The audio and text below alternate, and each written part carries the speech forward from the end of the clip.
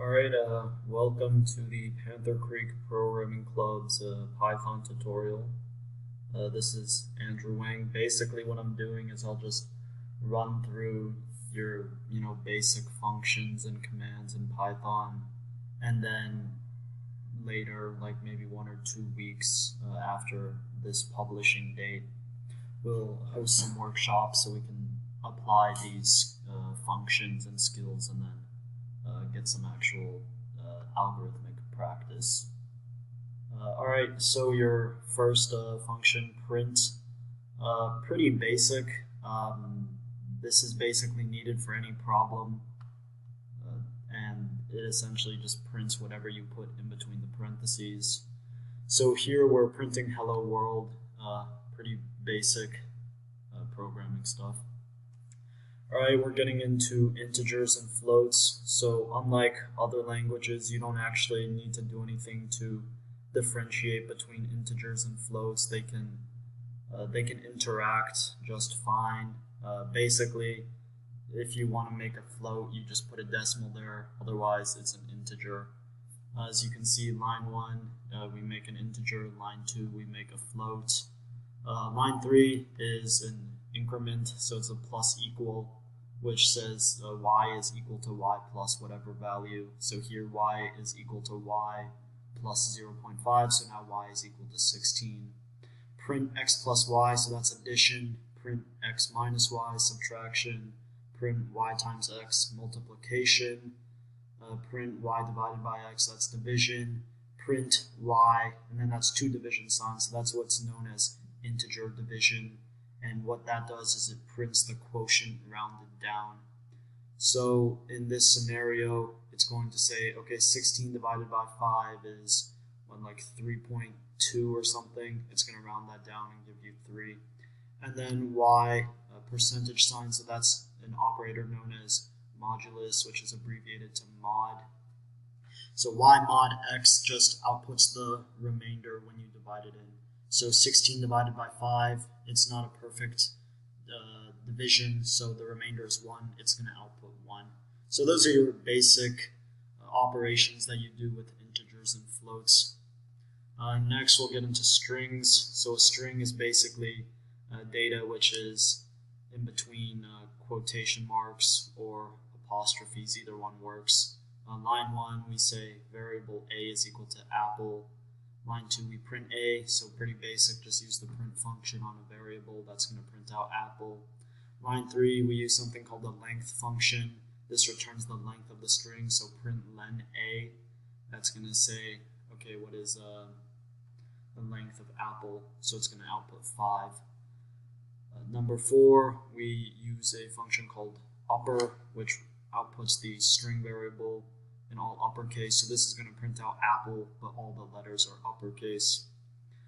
Line number 5, we use a function called replace. This will replace certain characters in the string with other characters. So we say a dot replace p with b, the first argument being the character you want to replace, and then the second argument being what you're replacing that character with. So all the p's in the word apple have been replaced with b's. Line number 6, this is just string concatenation, and then you put those two strings together to make apple pie. Yeah, important thing, I already mentioned this, strings are identified with either single or double quotes. Yep, okay, moving on, variables, booleans, and comparisons. So these only have two states, true and false. Again, there's no like keyword identifier. You just set it equal to that, and it'll identify it from the value. So when we say a is equal to true or b is equal to false, it'll automatically identify that as a boolean. So line 3, print a and b. That's classic logic gate and logic gate. So it's going to return true if both are true. Print a or b, or logic gate, which is true if either are true. So line 3 would print false because b is false, and line 4 would print true because a is true. Next, we're going to do some comparisons. So we set x and y equal to 5 and 1 respectively. And then line 7 we say is x equal to y. So this is pretty commonplace in programming languages, but you use one equal sign as an assignment operator to say this variable name is equal to this value. So if you actually want to check if two values are equal, you have to use two equal signs. So that'll print true if x equals y, which it does not, so it prints false. You also have not equal to, which is an exclamation mark and an equal sign. That's going to print true as 5 is not equal to 1. And then you have your standard comparisons, greater than, less than, greater than or equal to, less than or equal to. So those are pretty self-explanatory. Essentially, if the condition is true, if whatever is greater than whatever, then it prints true, otherwise it prints false. And then you can extend that to all other comparison operators. Okay, this is a pretty interesting function. It's input. This is pretty commonplace. You're going to use it in most of your programming problems, in competitions.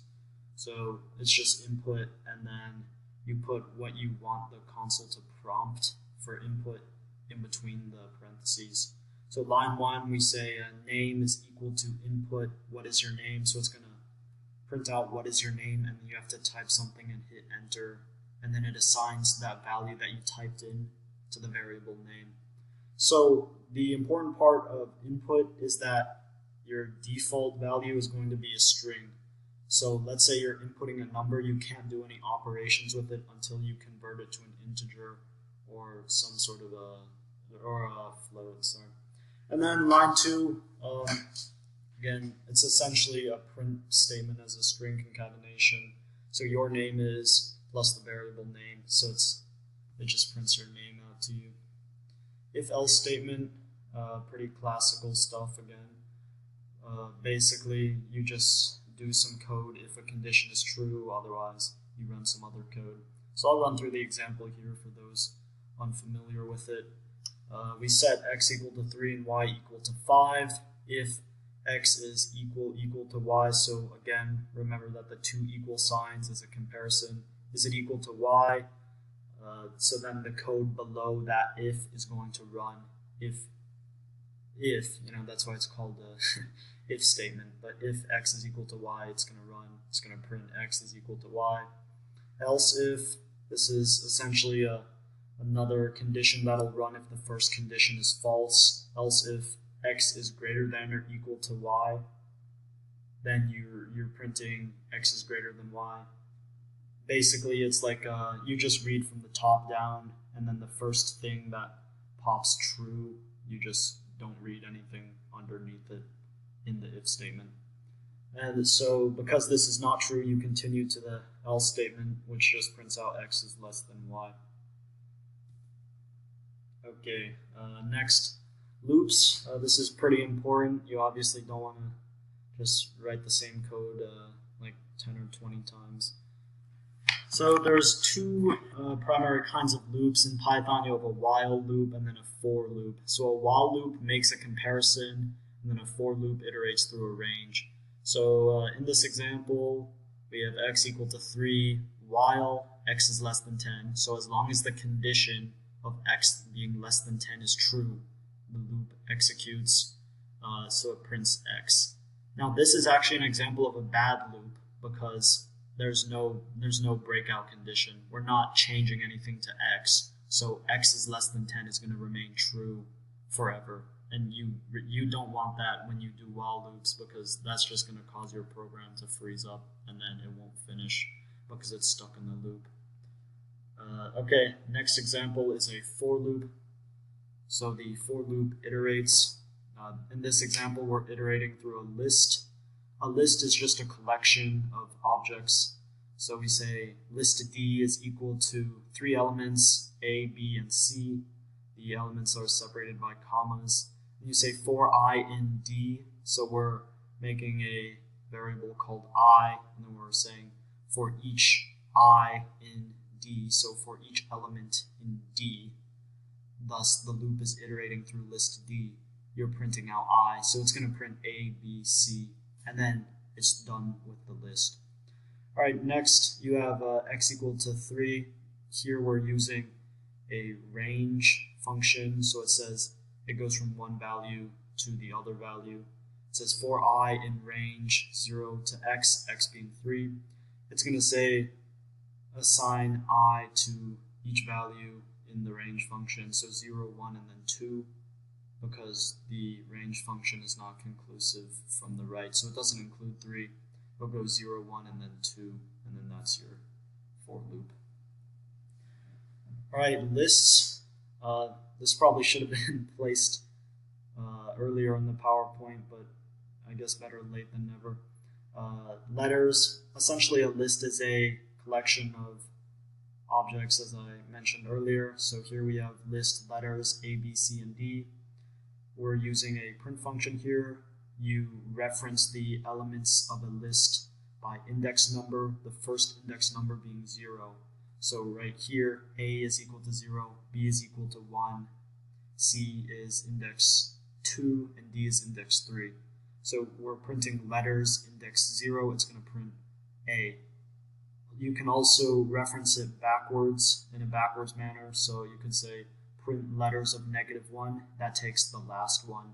Print letters of -2 would take the second to last one, and so on and so forth. All right, here we're doing a reassignment, line 5. So letters of index 0 is instead replaced with the E string. So instead of A, it's E. This is pretty common. You'll obviously want to be able to modify the elements of your list.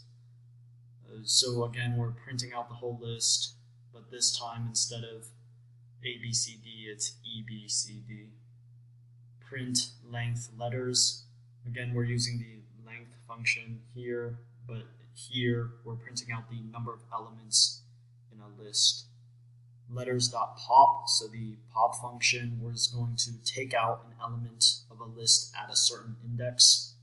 So pop 0, it's going to take out the element at index 0, thus it's taking out E, or what was originally A. So your list is now going to read B, C, D.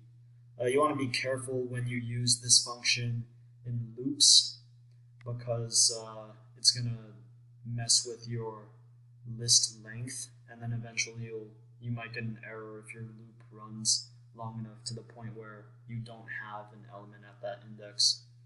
And then the append function, that just adds something to the back of your list. So letters.append f adds an element f to the back of your list, so your final list is B, C, D, F. Next, defining functions. So essentially a function is a block of code which you call and then it runs. You want to use functions because it saves on repetitive code. That's basically why you use functions. So here we have a function defined called add. You can tell it's a function because it says def at the beginning. That means define, add, and then in those parentheses you put the arguments that you want to go into the function. So when you call the function, you'll need to put arguments in the parentheses behind it. So here we want two arguments, x and y, and you say out is equivalent to x plus y. So it makes a new variable, which is the sum of x and y, and then it returns out.